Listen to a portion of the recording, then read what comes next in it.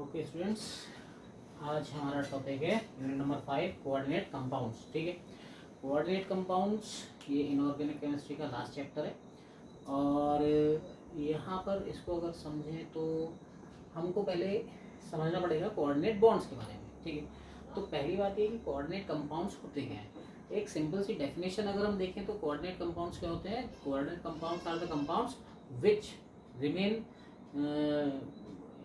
constant in its aqueous solutions, यानी the compounds which do not completely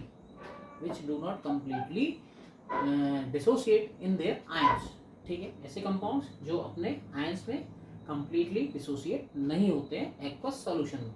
ठीक है, अब बात ये कि aqueous solution में dissociate नहीं हो रहा, इसका मतलब क्या है। तो यहाँ पर पहले हमको थोड़े से डिसोसिएशन समझने पड़ेंगे।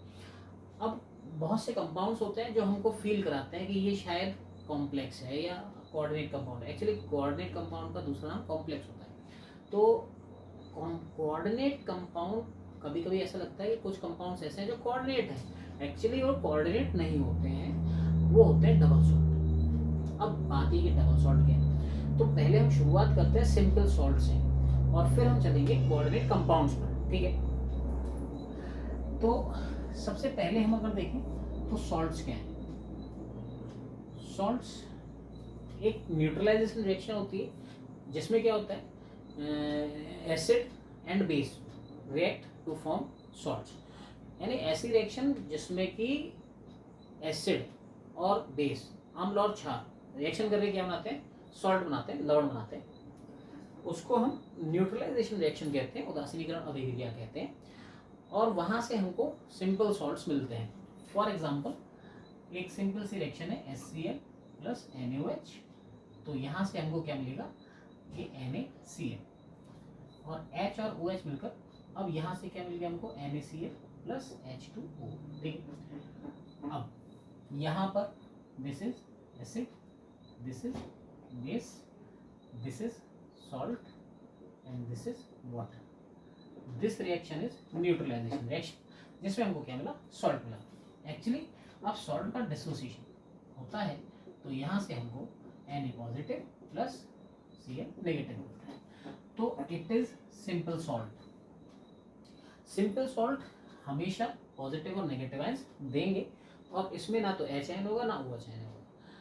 ठीक है, अब यहाँ से जैसे हम बात करें Na2CO3, तो इसको डिसोसिएट करेंगे तो यहाँ से 2Na positive plus CO3 2 negative.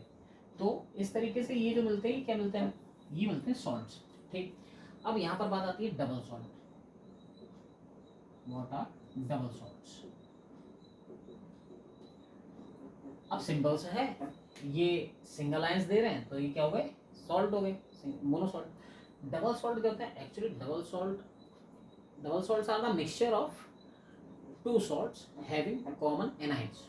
ऐसे सॉल्ट्स, ऐसा मिक्सचर, कंपाउंड्स का ऐसा मिक्सचर जिसमें दो सॉल्ट हो और उन सॉल्ट्स में जो ऋणायन है वो समान हो, ये डबल सॉल्ट की एक कंडीशन है।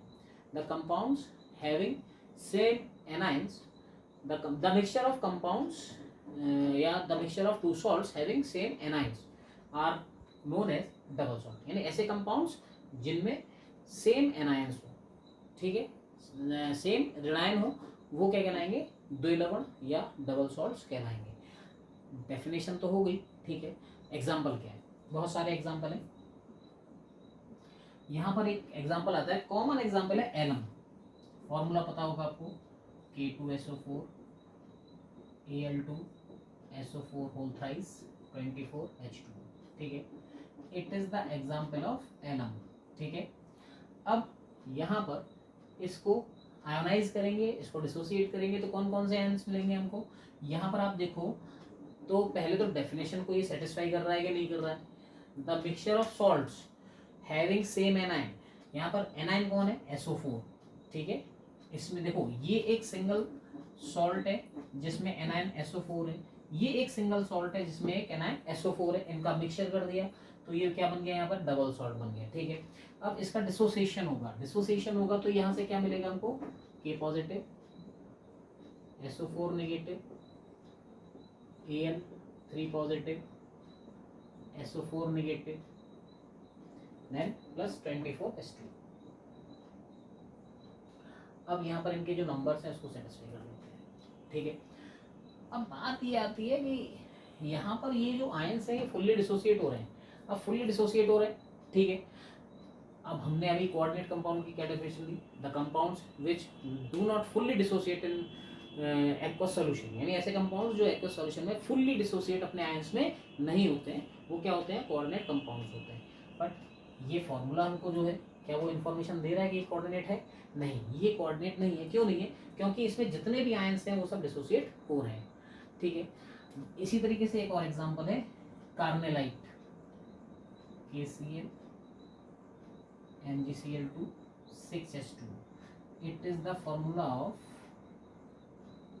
carnellite, and in aqueous solution it is fully dissociate into K positive, Cl negative, Mg positive और Cl negative plus 6H2, ठीक है। ये एक्वस में तो ये वाटर फॉर्म में रहता है, बाकी जो सॉल्ट्स हैं वो फुल्ली डिसोसिएट हो जाते हैं।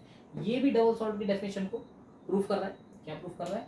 The mixture of compounds having same anions, इसमें भी Cl और Cl एनाइन सेम है, ठीक है। तो बात यहाँ पर ये है कि ये दिखाई दे रहे हैं ऐसे कि शायद ये कोऑर्डिनेट कंपाउंड्स हैं, but these are not coordinate compounds, these are only double salts. क्यों डबल सॉल्ट्स क्यों है? क्योंकि ये अपने आयंस में फुल्ली डिसोसिएट हो रहे हैं और इसमें जो मिक्सचर है, कंपाउंड्स का जो मिक्सचर है उसमें एनाइन सेम है, ठीक। इतनी बात क्लियर है। अब दिक्कत ये है, आपके दिमाग में आता है कि सर ने तो फटाफट लगा दिया, ये चार्ज कैसे आया, ये यहाँ पर +2 और +3 और -2 ये कैसे मैनेज करा है? तो यहाँ पर अगर हम देखें तो यहाँ पर हमने थोड़ा मिस्टेक कर दी, यहाँ पर 3 आएगा, ठीक है। अब पहली बात ये कि यहाँ पर इनके डिसोसिएशन से कैसे आयंस मिलेंगे, एक सिंपल सा तरीका है, आपने पढ़ा होगा, थोड़ा सा बता देता हूँ कि जैसे कोई कंपाउंड है तो उसमें 2 आयंस होंगे, एक कैटायन होगा एक एनायन होगा। जैसे यहाँ पर A है, यहाँ पर B है, ये कैटायन है ये एनायन है, इस पर +2 है इस पर -3 है, ठीक। अब यहाँ से क्या होगा कि इन दोनों, अब देखिए कैटायन एनायन मिलकर क्या बना रहे, सॉल्ट बना रहे, ठीक। अब यहाँ पर ये दोनों, इन दोनों से फॉर्मूला बनना है तो इन दोनों से कैसे फॉर्मूला बनाएंगे, A और B को, यानी पहले कैटायन बाद में एनायन, ये ध्यान रखना है। इनऑर्गेनिक कंपाउंड्स में पहले कैटायन आएगा बाद में एनायन आएगा। अब इसको अगर हमको कंप्लीट करना है तो क्या करना पड़ेगा, यहाँ पर जो A पर चार्ज है, कितना चार्ज है, 2 पॉजिटिव, ठीक। तो चार्ज का नंबर काउंट करना है हमको, चार्ज नहीं लगाना है, चार्ज का नंबर लिखना है। कहाँ लिखना है, ये जो नंबर है ये हम लिखेंगे यहाँ पर B के नीचे, तो B2 हो जाएगा। और यहाँ पर कितने चार्ज हैं, यहाँ पर चार्ज है 1 2 3, नेगेटिव है कोई दिक्कत नहीं, चार्ज के नंबर कितने हैं, 3, तो यहाँ पर क्या फॉर्मूला बन जाएगा, A3B2।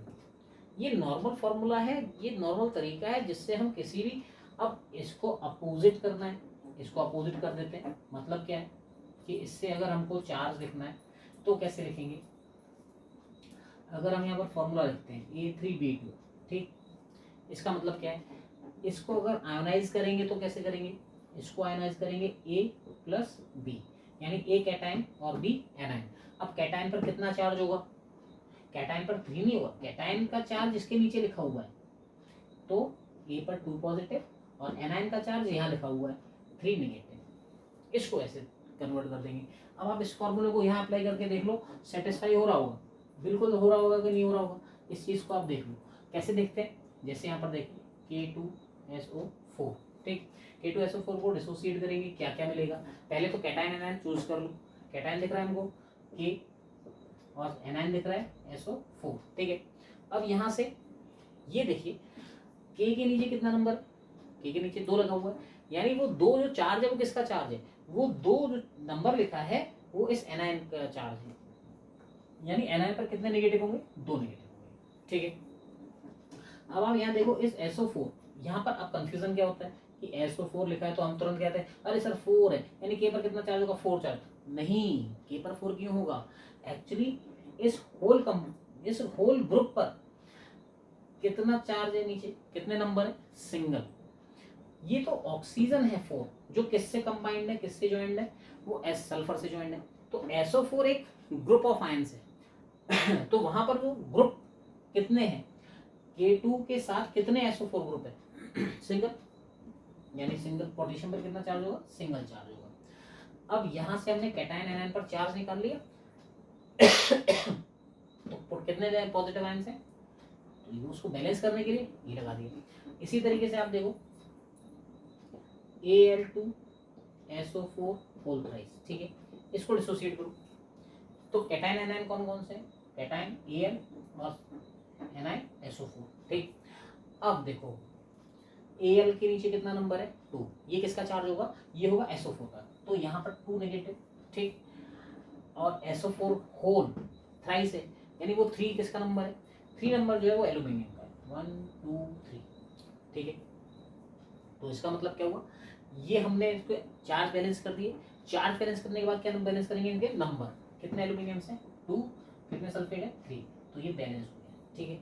यानी इनका डिसोसिएशन ऐसे करते हैं हम, ये डिसोसिएशन का तरीका आ गया हमको, तो आगे की चीज़ें हमारे लिए ईजी हो जाएंगी। अभी हमने बात करी सॉल्ट्स की, सॉल्ट्स के बाद डबल सॉल्ट्स की, ठीक। अब बात हमको मेन किसकी करनी है, कोऑर्डिनेट कंपाउंड्स की। तो फिर लौटते हैं उसी ट्रैक पर। तो कोऑर्डिनेट कंपाउंड्स क्या बता रहे हैं, coordinate compounds are the compounds which do not fully dissociate in their ions in aqueous solution, यानी ऐसे कंपाउंड्स जो एक्वस सॉल्यूशन में अपने आयंस में कंप्लीटली डिसोसिएट नहीं होते हैं, ठीक है।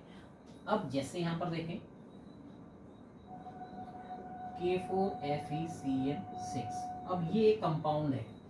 अब इस कंपाउंड का डिसोसिएशन करें तो पहले यहाँ पर हमको देखना पड़ेगा कि इसमें है कौन कौन से कंपाउंड्स या कौन कौन से आयंस इसमें इंक्लूड हैं।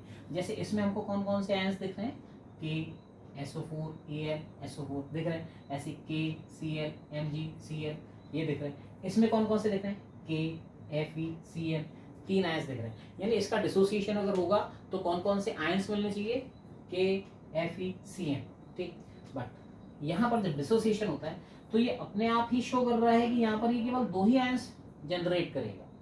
कैसे करेगा, एक तो मिल जाएगा हमको K कैटायन और एक पूरा ये होल ग्रुप मिलेगा FeCN होल 6 स्क्वायर ब्रैकेट। अभी चार्ज नहीं लगाया, चार्ज का तरीका वही होगा, वहीं से कैलकुलेट करेंगे जो भी सिखाया था। यहाँ पर चार्ज कैसे क्रिएट होगा अपने आप सीखिए आप, बताइए। के नीचे कितने 4, सॉरी के नीचे कितने नंबर 4, ठीक। ये 4 किसका नंबर होगा, ये जो नंबर लिखा है 4 ये किसको शो करेगा, ये इस FeCN6 पर जो चार्ज है उसको शो करेगा। और अब ये कैसे जस्टिफाई करेंगे कि भाई कैटायन कौन है और एनायन कौन है, तो आपको अभी बताया इनऑर्गेनिक कंपाउंड्स में पहले हमेशा क्या आता है, जैसे आप देखो यहाँ पर K2SO4 पहले कौन आ रहा है, कैटायन, KCl पहले कौन आ रहा है, कैटायन, MgCl2 पहले कौन आ रहा है, कैटायन, यहाँ देख लो NaCl पहले कौन आ रहा है, कैटायन। यानी कि किसी भी कंपाउंड में पहले क्या आएगा, कैटायन आएगा, ठीक है। अब सिंपल सा है, K कैटायन है, FeCN6 एनायन है, तो यहाँ पर FeCN6 पर क्या चार्ज होगा, कितना चार्ज होगा, 4 नेगेटिव, क्लियर है। क्योंकि ये 4 लिखा है तो किसका चार्ज होगा, FeCN6 का। और FeCN6 स्क्वायर ब्रैकेट के बाहर कितना नंबर है, कोई नंबर नहीं है, क्या होगा A, तो पोटेशियम पर कितना चार्ज होगा, प्लस। अब इनके नंबर्स को बैलेंस कर दो, कितने के हैं 4, तो यहाँ 4 लगा देंगे, हो गया डिसोसिएशन, ठीक है। अब बात ये, मिलने कितने आयंस थे 3, लेकिन मिले कितने 2, क्यों, क्योंकि यहाँ पर ये फुल्ली डिसोसिएट नहीं हुआ है। और यही क्या बोलेगा, कोऑर्डिनेट कंपाउंड। तो कोऑर्डिनेट कंपाउंड किसे कहते हैं, इसको हिंदी में कहते हैं उपसे संयोजी यौगिक। तो ऐसे यौगिक जो जलीय विलयन में अपने आयनों में पूर्ण रूप से वियोजित नहीं होते। The compounds which do not fully dissociate in their ions in aqueous solution are called coordinate compounds. उनको क्या कहते हैं, कोऑर्डिनेट कंपाउंड्स कहते हैं, ठीक है। यहाँ पर ये क्या हो गया, कोऑर्डिनेट कंपाउंड हो गया। अब बात ये कि सर हम कैसे पहचानेंगे कोऑर्डिनेट कंपाउंड क्या है। अब कोई ऐसा फॉर्मूला आ गया, अभी तो यहाँ पर ये है कि चलो ये स्क्वायर ब्रैकेट में है, ठीक है।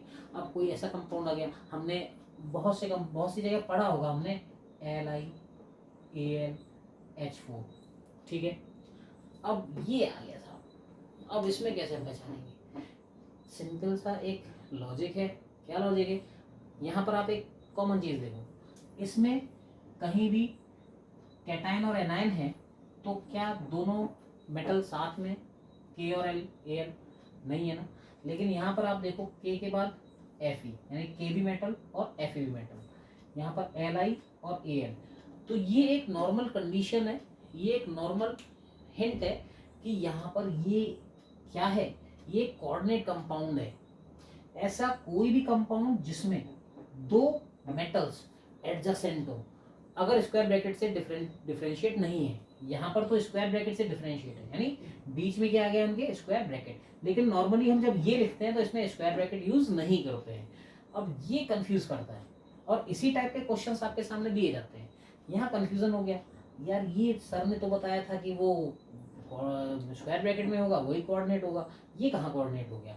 तो वो हिंट पहचानने के लिए क्या है कि जब दो मेटल्स एडजेसेंट होंगे तो कोऑर्डिनेट होगा, क्योंकि यहाँ पर नॉर्मली एक जो मेटल है वो किसी न्यूट्रल मॉलिक्यूल से, किसी एनाइन से जॉइंट रहेगा। A number of neutral molecules और नंबर ऑफ एनाइंस। यहाँ पर H एनाइन है, यहाँ पर आप देखो CN एनाइन है, कितने हैं? CN 6 है। ऐसे यहाँ पर H एनाइन है और कितने हैं? 4। यानी इसका डिसोसिएशन करेंगे तो यहाँ पर क्या क्या मिलेगा हमको? यहाँ पर Li मिलेगा और क्या मिलेगा? AlH4 मिलेगा। अब बात ये कि सर इस पर कैसे चार्ज आएगा, इसके लिए थोड़ा समझना पड़ेगा आपको। एक्चुअली इसको इस फॉर्म में कहीं रफ में कर लीजिए, अपने माइंड में कर लीजिए, कैसे भी कर लीजिए। माइंड में कैसे कर ले? सोच लीजिए कि हमने क्या पढ़ा, K4 FeCN6 और FeCN6 ब्रैकेट में। इसी तरीके से क्या लिखा है, LiAlH4, यानी ब्रैकेट में कौन आएगा? LiAl आएगा या फिर AlH4 आएगा। देख लीजिए, कंपेयर कर लीजिए, यहाँ ये दोनों मेटल है, यहाँ ये दोनों मेटल है, तो यहाँ पर ये ब्रैकेट में आ जाएगा। कंपेयर कर लीजिए, बाहर कितना है, Li के बाहर कितना लिखा है, AlH4 के बाहर कितना लिखा है, अपने आप चार्ज आ जाएगा। ठीक है, मतलब क्या है, Li पर कितना पॉजिटिव चार्ज, सिंगल, AlH4 पे कितना नेगेटिव चार्ज, सिंगल। ये भी क्या है, ये भी एक कोऑर्डिनेट कंपाउंड है। यानी कोऑर्डिनेट कंपाउंड क्या होता है? The compounds having the compounds which do not fully dissociate in their aqueous solution in their ions। यानी ऐसे कंपाउंड जो अपने जलीय विलयन में अपने आयनों में पूर्ण रूप से विभाजित नहीं होते हैं, वो कोऑर्डिनेट कंपाउंड्स या उपसंयोजी यौगिक कहलाते हैं। दूसरी बात, इनकी जो स्टेबिलिटी होती है, इनका जो स्थायित्व होता है, वो इनका मेनली सॉलिड स्टेट में होता है और ये एक्वस सॉल्यूशन में भी स्टेबल होते हैं। डबल सॉल्ट केवल सॉलिड स्टेट में स्टेबल है, एक्वस सॉल्यूशन में स्टेबल नहीं है। यानी दो चीजें, एक तो solid state plus aqueous state. अब डबल सॉल्ट सॉलिड स्टेट में तो स्टेबल है लेकिन एक्वस स्टेट में स्टेबल नहीं है, और कोऑर्डिनेट कंपाउंड्स ये सॉलिड स्टेट में भी और प्लस एक्वस स्टेट, ये दोनों में स्टेबल है, यानी अपना अस्तित्व बनाए रखते हैं, ये फुल्ली डिसोसिएट नहीं होते। ठीक है, ये एक बेसिक नॉलेज है, बेसिक डेफिनेशन है, बेसिक क्राइटेरिया है किसको समझने का, कोऑर्डिनेट कंपाउंड्स को समझने का। ठीक है, इसके आगे जो आते हैं, इसके आगे कुछ थ्योरीज आती हैं, कुछ एग्जांपल्स और आते हैं। ठीक है, और बहुत से एग्जांपल है, कुछ एग्जांपल आपको यहाँ और बता देते हैं, जैसे कुछ और एग्जांपल्स देखते हैं। अब यहाँ पर आता है CuNH3 4Cl2। अब ये आ गया। अब यहाँ पर कैसे पहचानेंगे भैया, यहाँ पर क्या कैटायन क्या एनायन?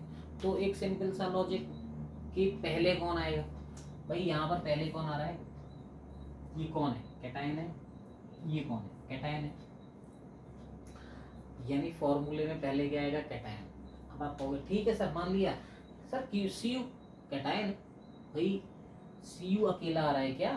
सी यू अकेला नहीं आ रहा है, सी यू किसके साथ आ रहा है? सी यू आ रहा है NH3 के साथ, यानी कि ये पूरा अपना बॉक्स लेकर आ रहा है, यानी कि यहाँ पर पूरा जो कैटायन होगा वो सिंगल कॉपर नहीं होगा, वो ये पूरा बॉक्स कैटायन होगा। मतलब क्या है, यहाँ पर अगर इसको डिसोसिएट करेंगे तो CuNH3 होल 4, CuNH3 होल 4, ठीक है, प्लस बचा गया Cl पर कितना चार्ज? माइनस। कैसे पता -1? भाई मेरे को तो पता है, आप कैसे पता लगाओगे? आपको नहीं बताया अभी, कैसे पता लगेगा? यहाँ पर कितना लिखा हुआ है, ब्रैकेट के बाहर सिंगल लिखा है, इसका मतलब इसका कितना चार्ज? -1। क्लोरीन पर कितना लिखा है नीचे? 2, इसका मतलब ये किसका चार्ज है? ये इस स्क्वायर ब्रैकेट के ऊपर चार्ज है, कितना पॉजिटिव आएगा? ये कैटायन है तो 2 पॉजिटिव आएगा। क्लियर है इतनी बात? ठीक है, तो इस तरीके से हम यहाँ पर ये पता लगाते हैं कि कौन से कंपाउंड्स कोऑर्डिनेट हैं और कौन से कंपाउंड्स डबल सॉल्ट हैं। जो फुल्ली डिसोसिएट हो जाएंगे वो डबल सॉल्ट होंगे, और जो फुल्ली डिसोसिएट नहीं होंगे वो कोऑर्डिनेट कंपाउंड्स होंगे। कोऑर्डिनेट कंपाउंड्स की एक सिंपल सी आइडेंटिफिकेशन है कि या तो वहाँ पर 2 मेटल एटम्स कंबाइंडली ज्वाइन होंगे, यानी कंबाइंडली का मतलब है एडजेसेंट होंगे, लगातार होंगे, या फिर ऐसा होगा कि किसी मेटल के साथ कोई न्यूट्रल मॉलिक्यूल और एनायंस हो सकते हैं, जो कि यहाँ पर हमको दिखाई दे रहे हैं। न्यूट्रल मॉलिक्यूल्स भी हैं और एनायंस भी हैं। ये यहाँ पर एक नॉर्मल सी इनकी आइडेंटिफिकेशन है, ठीक है। अब आगे चलेंगे, समझेंगे कोऑर्डिनेट कंपाउंड्स के बारे में जो थ्योरीज डेवलप की गई हैं और उनके एग्जाम्पल्स उसको क्लैरिफाई करेंगे, लेकिन वो करेंगे हम अपने नेक्स्ट वीडियो में, ठीक है। छोटा ही वीडियो है, ज़्यादा बड़ा नहीं, थोड़ा थोड़ा करके टाइम एक्सपेंड करेंगे। पहले आप इस वीडियो के बारे में सजेशंस दें, क्या पसंद आया क्या नहीं पसंद आया, मतलब समझ में आया कि नहीं आया, और अगर पसंद आता है तो लाइक करें, सब्सक्राइब करें, शेयर करें, और कोई सजेशन है, कोई डाउट है, उसको आप कमेंट सेक्शन में ज़रूर भेजें, ठीक है। फिर मिलते हैं अपने नेक्स्ट वीडियो में। अगर आपको ऑर्गेनिक के टॉपिक्स देखने हैं तो उसके लिए पैरेलल ऑर्गेनिक की सीरीज चल रही है, जिसमें बायोमॉलिक्यूल हमने स्टार्ट कर रखा है, उसको भी आप देख सकते हैं, ठीक है। मिलते हैं अपने नेक्स्ट वीडियो में, धीरे धीरे एक्सपेंड करेंगे इसको। Okay, bye.